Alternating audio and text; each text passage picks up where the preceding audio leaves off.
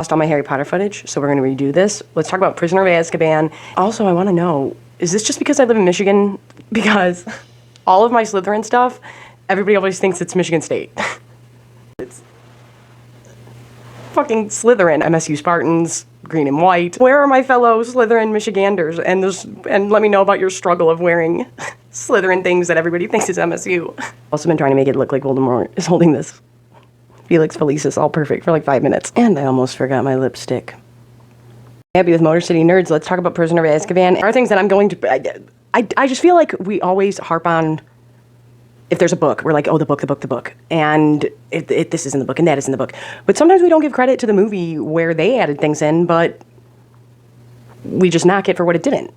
I don't know if many agree with that. I know that Azkaban is technically speaking the best film out of all of these, but sometimes I feel like when I read the book, it's a slog, especially after you already know that it's his godfather. Once we know about Sirius, it's like, okay, well then, if you don't just genuinely enjoy this one, which there are tons of things to enjoy, saying that I have a least favorite Harry Potter is like, you know what I mean?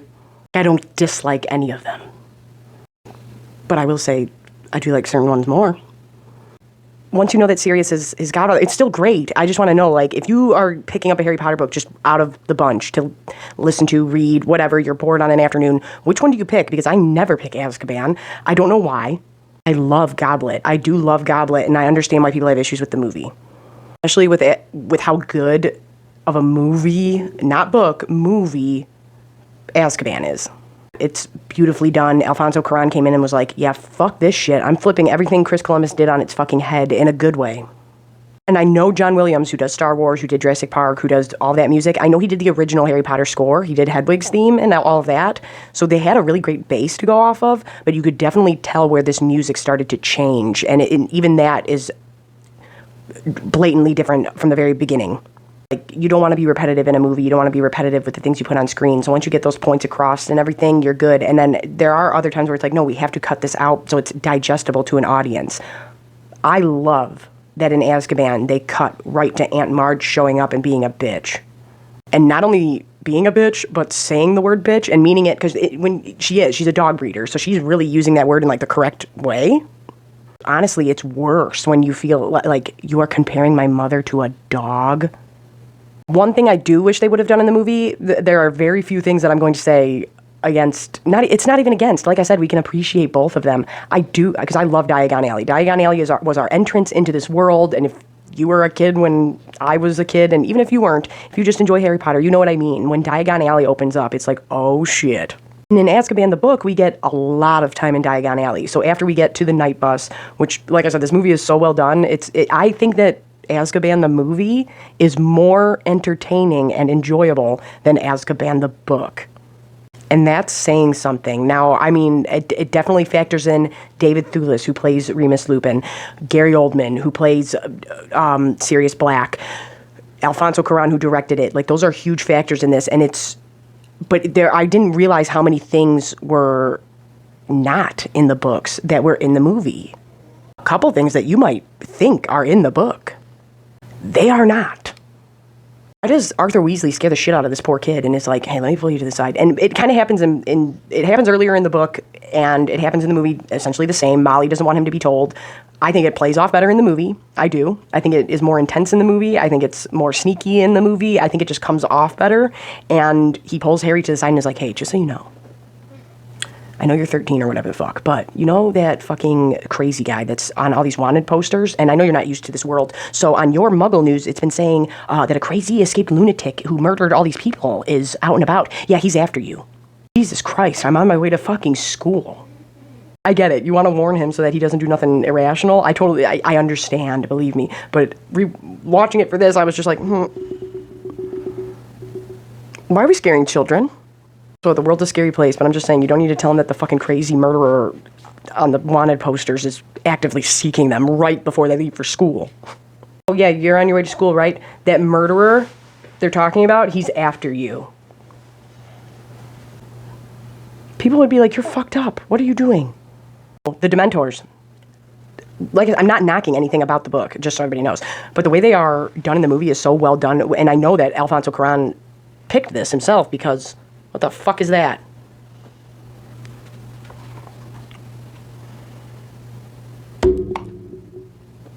Did you guys hear that? That not me hitting it, obviously. No, there was an enormous bug on the...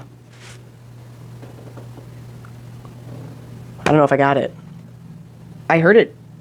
Whatever. Anyway, Alfonso Cuarón, the director, I know he did this because there's a funny story on set about it, where because of his accent, because I believe he's from Mexico, right?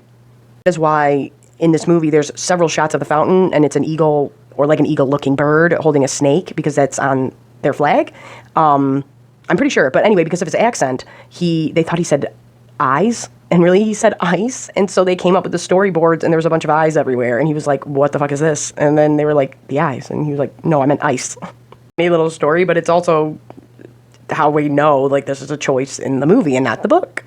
Is described as getting, this is what I mean about perfect adaptation of a book. Like, you took the exact feeling we were reading about, feeling cold and alone and scared and dark and dreary, and you made that come across in picture form without having a person say it. It's just there.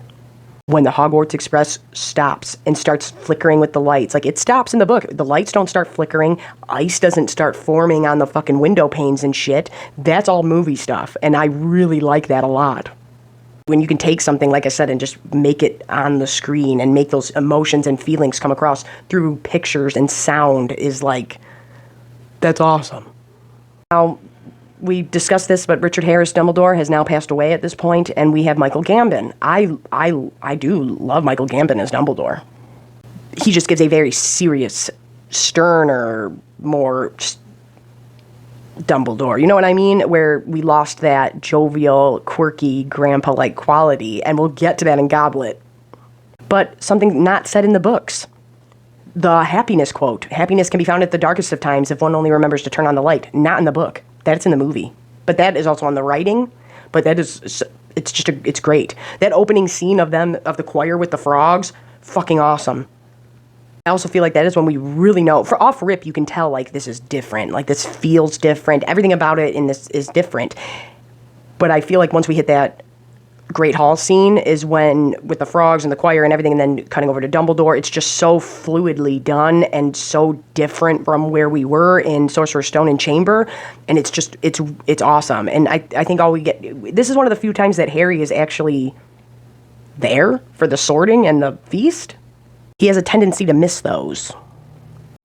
We get the announcement that Hagrid is Care Magical Creatures teacher, and I love the way they do that, and they make it awkward and weird for him because he's not, instead of having the book, which is very well done, and I love it, this is just a very good way of going, here's this character, he feels very overwhelmed about it, he's trying to take it seriously, but he's never been put in this position, and he's just trying his best, and it's adorable, and it's cute, and it just gets the point across very quickly and easily. It's very long, it's a lot, and my friend from work said this, last night actually, he said, how can Azkaban movie be better than the book? And I'm like, I don't know if it's better, and we were talking about it, and he was literally saying how Azkaban has and I feel this way about A Feast for Crows with the A Song of Ice and Fire series, is he was saying that the most stuff is in Azkaban that comes in down the line and plays a role, and all of that, and you don't really realize it until you take a step back and look at all of them.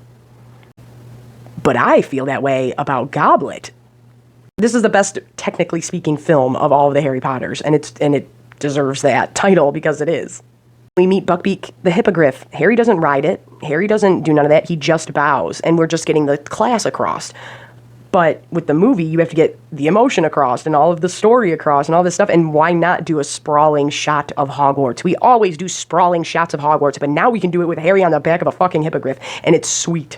So after Malfoy gets attacked, Malfoy's like, man. But they do make a point. They do make a point to have him do that in the Great Hall. So they didn't not show that. They showed it. It's just books, you know? They got a lot more shit in them. There's also a bunch more than just Buckbeak. There's like a shit ton of, not a shit ton, but there's like a herd of hippogriffs at the class in the book, which is pretty cool. This is also when we start to get the Marauders and Snape conflict. And once again, I cannot speak more highly about, one, Remus Lupin as a character in the books and the movies, and David Thewlis who plays him. It's great. But Snape does some really fucked up malicious shit in this book. Like I said, I felt like movies 1 and 2 really made Snape meaner than he was in the books, even though he is very mean. He's a jerk. But he makes Neville feed his toad a potion that he knows the potion is fucked up. He's like, yeah, I know that's fucked up. So guess what? At the end of the class, Longbottom, you're gonna fucking feed it to your toad. And so the whole time Hermione's like trying to do her shit and on the side helping Neville so that at the end of the class it doesn't kill his pet. Oh, and speaking of pets, Crookshanks, everybody. Crookshanks. Give it up for Crookshanks. Now, Crookshanks is there. Crookshanks is in the movie. Crookshanks is hanging out with Sirius in a couple shots. It happens. And like I said, I'm not hating on them not doing more with it, but Crookshanks is fucking sweet. Hermione's cat is essentially talking to Sirius while he's a dog, and they are plotting out getting Peter Pettigrew. Crookshanks does go for Scabbers several fucking times.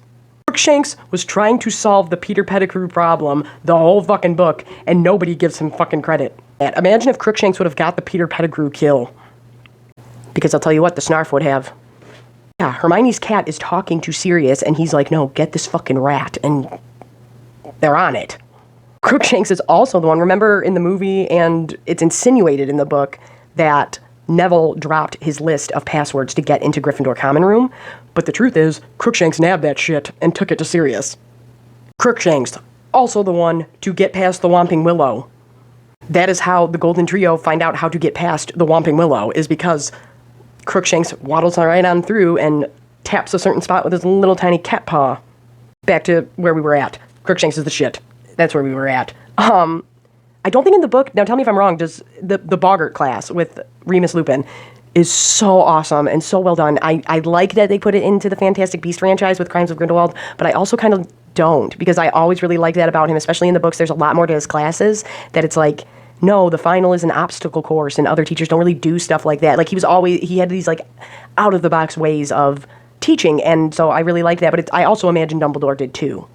Definitely liked the nod to it, but I also kind of was like, oh, man, that kind of takes away from how creative Lupin is, and he is, and I love Lupin, but the Boggart scene, I don't think, does Harry face it the first time in the book? Either way, it's done great in the movie. Like I said, the music kicks in, it's perfectly done, Remus jumping in and blocking Harry because he's afraid that Voldemort is going to take the shape, the Boggart is going to take the shape of Voldemort in front of this whole fucking class, and he's like, I can't have a panic attack from all these students on my hands. That's why he jumps in front of Harry, and then I really liked how Ron, let's discuss this, Ron is secretly super good at divination, right? I always really liked how he says in the book, yeah, why does it turn into a crystal? Why is he afraid of crystal balls? Like, that's what they think it turned into when Lupin jumps in front of Harry and the Boggart turns into the moon because he's a werewolf. Remember how Harry blew up his aunt in the beginning because she was being a bitch? His family wouldn't sign his permission slip. Okay, so in the book, the Hogsmeade permission form is a way bigger deal, and I like that in the ending of the book, that's what Sirius sends back to Harry, and it's not the Firebolt, but I also understand the Firebolt is a huge payoff too, especially when we didn't have as much Quidditch in the movie, so it makes it both work out in the emotion department, is what I'm saying, but I really like that, and I kind of forgot about that in the book, that, yeah, at the end, Sirius sends him his permission form, but that's why Harry wasn't freaking out on Aunt Marge off rip in the very beginning of the movie/book, because he needed Vernon or Petunia to sign the permission slip to Hogsmeade. And they didn't. He is not supposed to be going on these little field trips they're allowed to go on into the town. He's not supposed to be going to do that. Now, the first time, this is another time where I feel like the movie did this better. We don't get the same conversations between Lupin and Harry that we get in the book and the movie, and I think the movie ones are better. I believe the first time he stays back, Lupin gets the Wolfsbane potion, or whatever potion it is, from Snape. And in the movie, they're talking on the bridge, and I really like that, and he starts talking about Harry's mom, not his dad, and we don't get that in the book, and I really love that scene. That happens a few times, I realize. There are a couple conversations going on that I'm like, oh, I really thought you were in the book, and you're not. I like that they skip the Sir Cadogan bullshit when the fat lady, the painting, gets attacked. After she's attacked, that's when all the students, after Sirius Black broke in, and I wish they would have, because I feel like Ron really gets shafted in the movies as a whole. I know he's our exposition. I know he's the one explaining this world to us. But Ron is a lot, he has more behind him in the books, and I wish they would have done more with him. The fact that he feels so put out because he's one of 7, the fact that he feels like he's not good enough to his parents and for Hermione and all this, like, there's a lot that goes into Ron. And like Omari said, that was a really good point. He was like, I've been that kid that needs a friend and who's been new, and that Ron Weasley kid was the one who reached out and was my friend. And I know people like that, and they helped me through my life. And I'm like, oh my God, I've never thought of it that way. So I feel like Ron overall just doesn't get the credit he deserves and comes off as shallow when he's not. Yeah, and he's secretly good at divination. Just like how Trelawney, I think we all know this, is that her bullshit that she says, that everyone says is bullshit, actually is accurate down the road. It just isn't in class like the kids think, but it does come true. But I think Ron is secretly good at divination, and I don't know if I've ever heard anybody talk about that, but I've always just assumed that, because a lot of the stuff he says happens. When he says he's going to get in an argument with a friend and all that shit, like he ends up getting in arguments with Harry. He brings up crystal balls with Remus Lupin, and it's like, oh my God, okay. Secretly, you just have divination on the mind, Ron. But yeah, and when Sirius Black breaks in, and the fat lady, the painting, which gets you into the Gryffindor common room, runs away, that whole thing, Ron is really hamming it up in the books. He's like, no, Sirius Black was standing above me with a knife trying to kill me. And then we find out, yeah, he's trying to get Peter Pettigrew, which is your rat that is sleeping with you. So yeah, he might have been. Like little things. But as a whole, the entire series, I feel like Ron didn't get the credit he deserved, is what I'm saying. But that scene where after that happens and they all go sleep in the Great Hall, where Dumbledore has the talk with Snape and they're going back and forth, which is always great. But that quote about, in dreams we enter a world that is completely our own, that is not in the book. That is only in the movie. To the Quidditch game, where if you didn't know this because you didn't read them, if you only watch the movies, that's totally fine. That's totally cool. It's not Robert Pattinson, but remember how he's playing Hufflepuff and the Dementors show up and the rain starts to turn to ice again, and it's real cool. That other Seeker, that is supposed to be Cedric Diggory, and yeah, that's why later on, we'll talk about this with Goblet, the dad brings that up and is like, me, remember when Cedric said you fell off your fucking broom? And Cedric's like, Dad, fucking stop embarrassing me.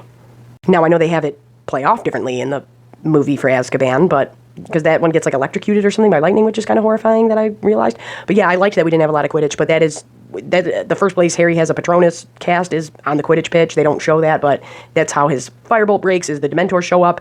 Dumbledore was, quote, furious, and this is the first time, and that's why I'm glad we got Michael Gambon's version of Dumbledore, because this is when Dumbledore starts getting serious. Wish Richard Harris would have lived longer for us to have him play this character, but like I said, I'm not knocking Michael Gambon's either, and I get where they were coming from with Goblet, but we'll get to Goblet when we get to Goblet. I wish they would have explained Azkaban a little bit better in the movie. In the book, we get to know this place very well, and how bad it is, and how just horrifying it is, and scary it is. And I feel like they get that across, for sure, that we understand that in the movie. It's definitely not a plot hole or anything. It's not explained, but it's just, I just wish we would have done a little bit more. I'm not, like I said, there are very few things to pick at in this movie, so it's like, I wish we would have had a little bit more about Azkaban. Okay, I'm a movie maker. What the fuck do I know? I work in a factory. Another super cool thing that they do, which isn't explicitly said in the books, and this is just a great way of storytelling with film, is they have 4 separate shots of the Whomping Willow when each season changes throughout this movie. Like, we have 3, and then we get the final one, because the Whomping Willow ends up being this huge thing with the plot. As an audience, if you're only watching it, though, you don't know that, and we're getting these beautiful, like, and they're always kind of the same, just a different season, and I was like, oh my God, this is like a masterpiece. I don't care. Page 394. You made the list of better in the movie. Alan Rickman for life. So he gets the Marauders map essentially the same exact way, and I love the twins in the books and the movies. I just love this scene so much, because it's like, this is totally their scene. Like, you know what I mean? It's really the actors and these characters' scene is giving Harry this map to go and do whatever, and then you end up finding out where it came from, so it ends up being a big deal, but it's so good. I love it. But this little hooligan is popping up in the basement of people's fucking businesses. Alarming. I know you're not doing anything wrong, but you could. These little mom and pop shops in Hogsmeade got some fucking teenager popping up in the basement. God only fucking knows what he'd be doing. He's got an invisibility cloak. He's a teenage boy. Some gross shit was happening. Joking around, but seriously. Now, in the book, Harry overhears, without the cloak on, the Minister of Magic, McGonagall, Flitwick, Hagrid, and maybe somebody else. He overhears them in the bar. It's essentially the same thing about Peter Pettigrew and his dad and Sirius Black and all this stuff. But emotionally, I think Azkaban does it better. When he's wearing the cloak and he sneaks in behind McGonagall and gets into the meeting and watches Madame Rosmerta, McGonagall, and the Minister of Magic, Cornelius Fudge, all talk about Peter Pettigrew and his dad and Sirius Black and all of that, and you hear, when you hear Maggie Smith say, is Harry Potter's godfather, like, it just hits differently to me, and I like it better in the movie. I also think, and like I said, this is just because the mediums are different. It's not that one is absolutely better than the other. I do like Harry, and I like film. Film is my passion, so yeah, whatever. But I do like Harry's freak out in the movie better, too, when he is all upset and starts screaming to Hermione and Ron. He was their friend. Looking at your friends and saying he was their friend and he did this to them. He let, like, what the fuck? And he thinks that Sirius killed his mom and dad or got them killed. In the book, he's going through photos that in the album that Hagrid gave him, and he's slowly getting more and more, and that's when he has his little freak out. And I think he still says the same things, but I think that the movie, with that as a whole, emotionally pays off better and is done better. Now, in the book, Ron is bitching that Scabbers is sick the whole year, and then starts accusing... It's a bigger conflict in the movie, I feel like, when he's like, oh yeah, your murderous beast ate him, and she's like, yeah, no, shut up. Like, that's still a conflict in the book, but I feel like it's more aggressive in the movie. Now, in the book, he's been saying that Scabbers has been off this whole time. So ever since Sirius Black escaped, Peter Pettigrew has been having a bit of a fucking anxiety problem. Ron keeps blaming it on Hermione's cat, though. Either way, it's the same, is what I'm trying to say. It's just Crookshanks has a much bigger role to play in the book. And I love that shot in the movie when they're arguing and walking through the courtyard, and just in the corner of the screen, we see Crookshanks hopping up on the wall. Like, that's such a cool shot. And it shows we paid attention. We just can't fit all of this in. This once, and I'll say it again, I'm not the biggest fan of Quidditch, so I don't mind it being cut back. I believe that I don't know why they had... I mean, I get it. When Harry first casts his Patronus, it is on the Quidditch pitch. When Malfoy and them all dressed up like Dementors, and now Harry knows from Lupin how to fucking get rid of them because he's been practicing, he casts his Patronus for the first time on the Quidditch pitch. And I feel like by doing that in the book, it undercuts the intensity of it at the end when he does it to save Sirius and himself. Really undercuts it and really isn't as big of a payoff in the end. Like, I get... Because he says something like, I can see something running.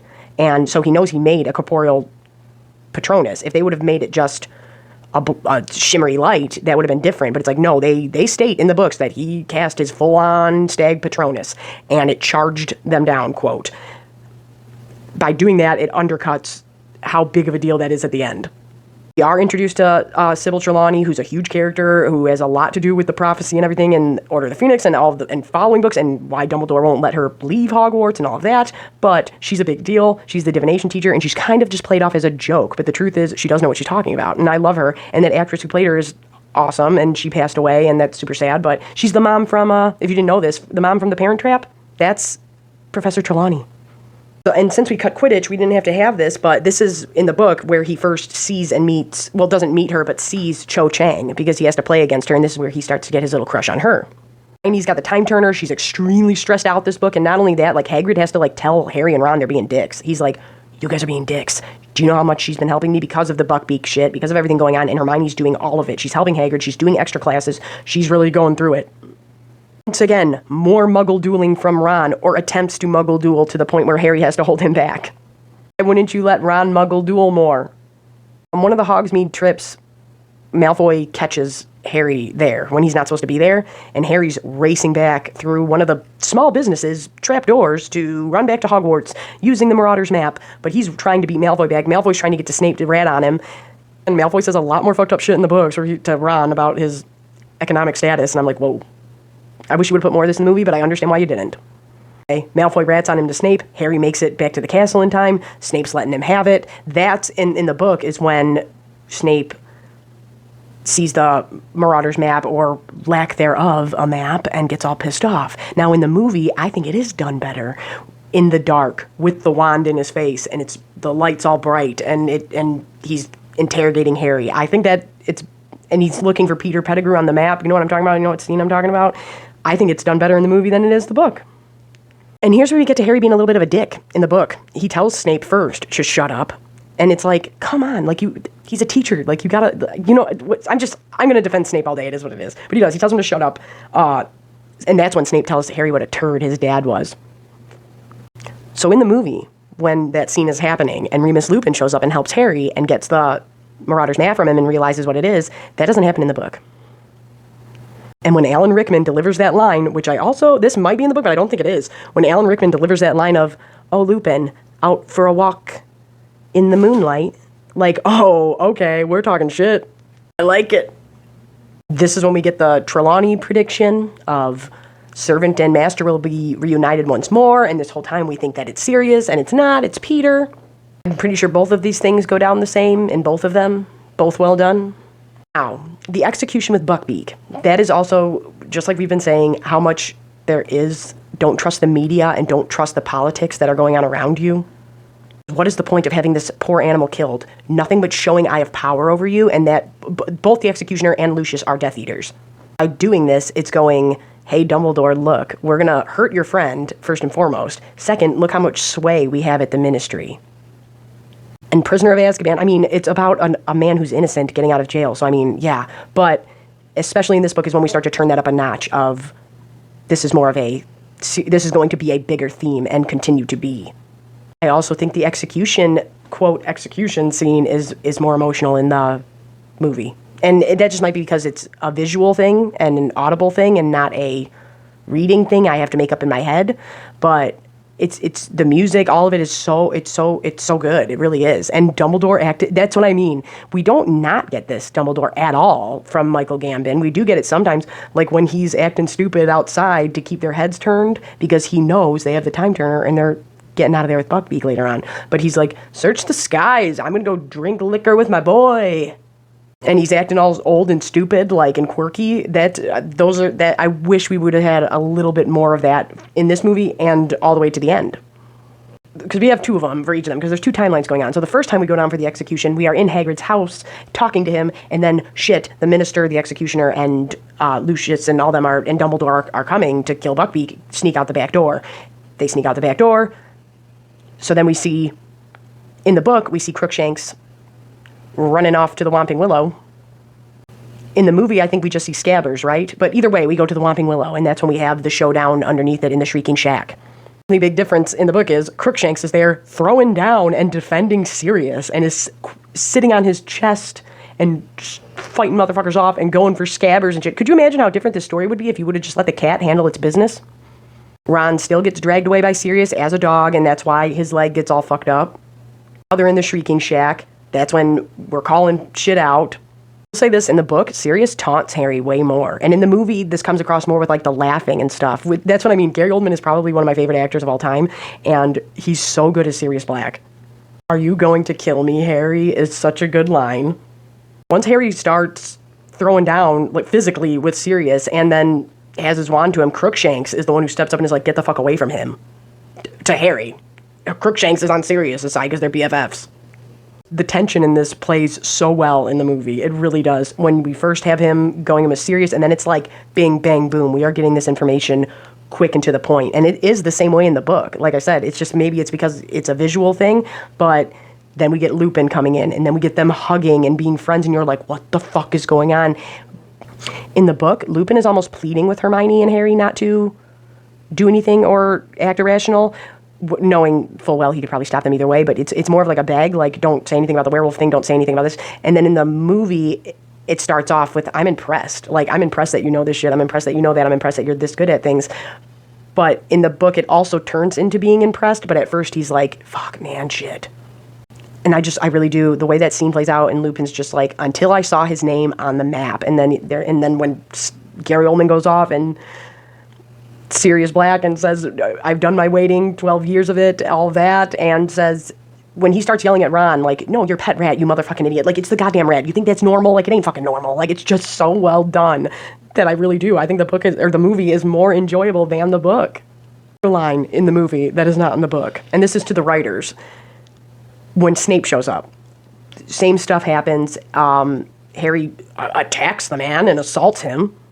All he's trying to do is protect him. Also, we find out Snape's, when he's talking shit about Harry's dad before, we find out, like, he's like, Dumbledore tells Harry, oh no, they went to play a joke on your dad, or your dad went to play a joke on Snape, and then it almost got him killed, which was not telling him that their friend was a werewolf, Remus, and sending him to see him while he was in a different form and getting him killed, essentially. Well, he set that joke up. He just got cold feet. And honestly, I don't think that Harry's dad stopped it because of Snape. I think he stopped it because he didn't want Remus to feel bad. It's again adding to my, this is why I don't like James Potter shit. I'm like, no, he sounds like a dick. And so it's like he set Snape up to get killed by a werewolf, then backed out, not because he felt bad for Snape, but he felt bad for the werewolf. But Harry is told by Dumbledore, oh no, your dad saved his life. And so Harry's like, oh, my dad must be so great. But then he ends up finding out, no, that's not the fucking case. He's an asshole. But one of the greatest lines that is added in is when Sirius says to Snape, why don't you run along and play with your chemistry set? And that's when we start getting this conflict, once again, between the Marauders and Snape. Book, Snape attacks Lupin, and then Black attacks Snape. And there's like a whole fucking kerfuffle going on with them.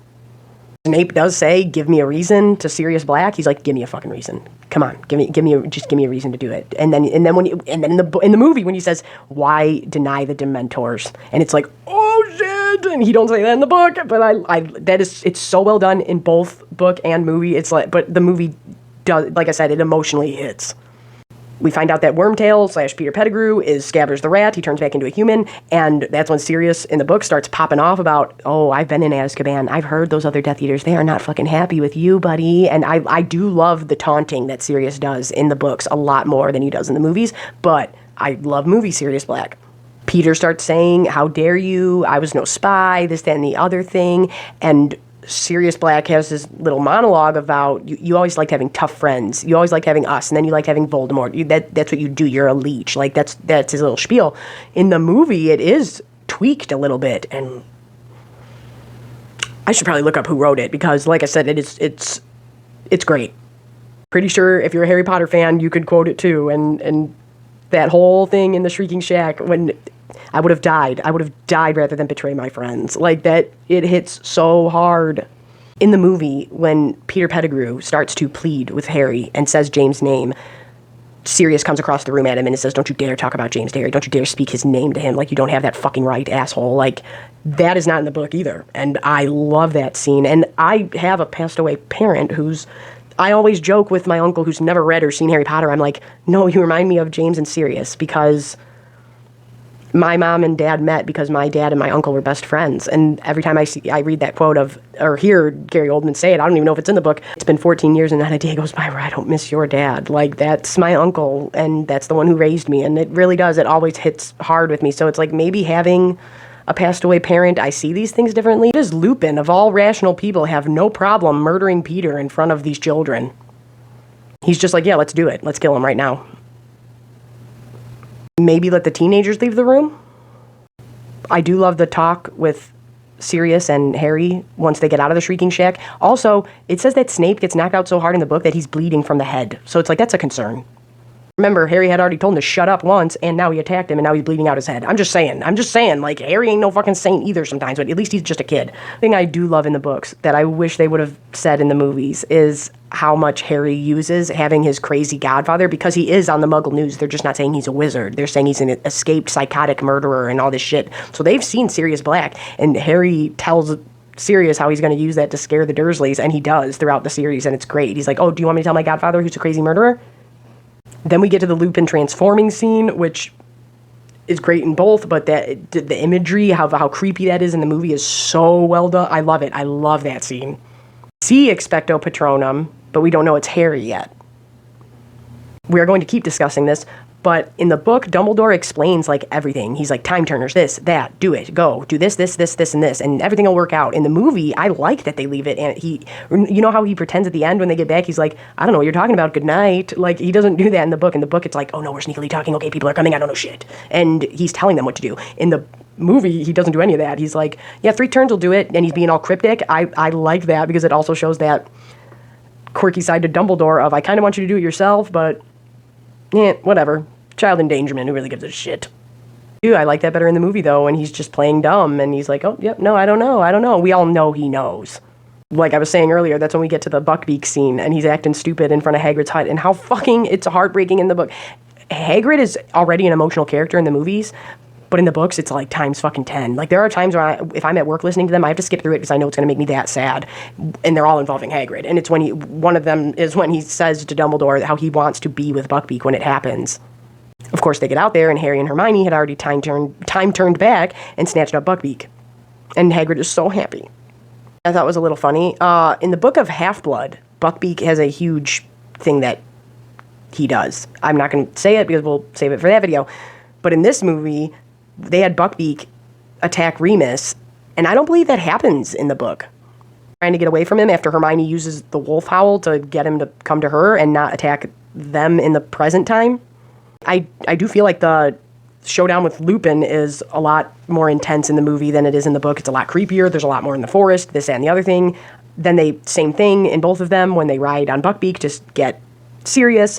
I'm pretty sure they use Aloha Mora in the book, but you can do that in the book. In the movie, we want this big crescendo, so she uses Bombarda to make it explode and get him out. And like I said, that's a perfect example of they're both great and they both work, but the difference in showing us on a screen with sound and stuff and the emotions that makes us feel other than reading it. Reading it, we're like, oh yeah, sneakily get him out, get him, yeah, this, that, and all the other details. In the movie, it's just like, ride Buckbeak up there, explode the fucking door, break him out, let's go. I do love the scene when Harry and Hermione are back in the present time, and Ron is like, how the fuck did you go from here to there to what? And like I said, the Dumbledore goodnight is one of my favorite things. In the books, we get a lot of Snape and Dumbledore going at it. They are always going at it, but he's really going at it this time about Sirius, because he does not like the Marauders. We also have Minister Fudge there going off. He's always begging Dumbledore for advice, which is showing our politicians don't know what the fuck they're doing, and secretly he's just asking somebody else to give him all the answers, and he's like, I'm not giving you the fucking answers you want anymore, Cornelius. Like, this is what's fucking happening. And Fudge is going on and on and on and on about how they need a name, they need to figure something out, they need to figure out the Buckbeak situation, like, we need to find Sirius Black, what do you mean, this, that, and the other thing, how did he get out again, what the fuck, and Dumbledore's like, well, fuck off. Just another way to show how much politics and the media play a role in the world. So how come none of the movies gave us the giant squid? Not once. And some of the lines in the movie that Hermione has, Ron has in the book. And I thought that's just another thing of showing. Like I said, I feel like the whole series took a lot from Ron. And I'm like, he's not as shallow and as lame as he comes off.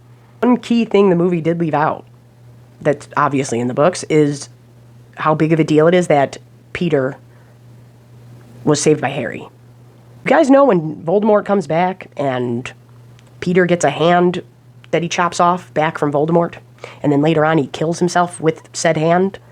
That happens because of Harry saving his life.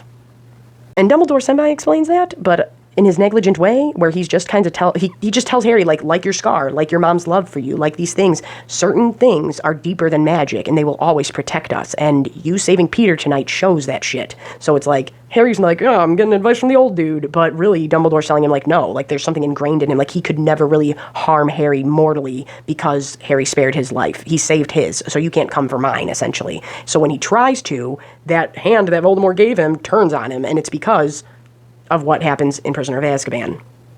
I always really liked in the book that Sirius gave Ron an owl because he didn't have one, and Ron was always embarrassed of the one they had, and they have no money. You know what I mean? And so Sirius is like, sorry I took a chunk out your leg, here's an owl. And I do like Pigwidgeon and Ron's relationship in the book, and there's no Scabbers, so he needs a pet. I knew why, out of all the ones and this one is so good, why did you end on a still frame of Harry on the firebolt? It's so weird, and I don't know why they ever did that. That's the only weird choice the movie made. I was like, what the fuck? But like I said, in the book, he gets the permission slip at the end, which I think is more meaningful, but I also understand why they could do the firebolt in the movie, because you didn't continue with Quidditch, so you didn't have to have his broom there. And the firebolt's a big deal, and it's still something from Sirius, you know, and they've already showed in the movie, and this is what I mean about not being repetitive. He's already been going to Hogsmeade, so it's like, is anybody really going to stop him? You know, he's already doing it. So is the permission slip that big of a deal to us in a movie theater? No, not really, but the firebolt is. Yeah, like I said, this is just me talking about this stuff, and I just think that sometimes movies don't get the credit they deserve, and not saying one is better than the other. But yeah, that's Azkaban. Let's get on to Goblet, because I'm real excited to talk about Goblet, because I think people think I'm going to bash it, and I'm not. Alfonso Cuarón definitely showed up, though, for Azkaban, and was like, fuck you, watch me make a Harry Potter movie, it's gonna be sick, and it fucking was. I get it when we have these major franchises, but Azkaban is a beautifully done movie. Really sorry, guys, and I'm sorry that I'm at this terrible angle, but I totally forgot to record an outro. The Goblet video is being edited right now. The Succession video is being edited right now for episode 2. Remember to subscribe and comment for a chance to win the Loki horns with the stand. And what else? Am I forgetting something? I don't know. I'm Abby with Motor City Nerds.